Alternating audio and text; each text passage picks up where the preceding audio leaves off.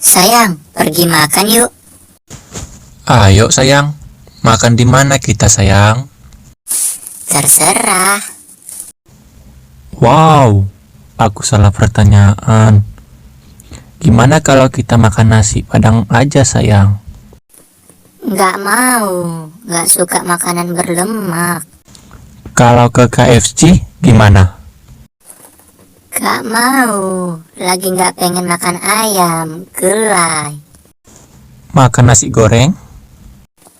Nggak suka nasi goreng. Terus makan apa dong? Terserah kamu kan cowok, kamu yang nentuin dong. Gimana kalau kamu masak untuk kita?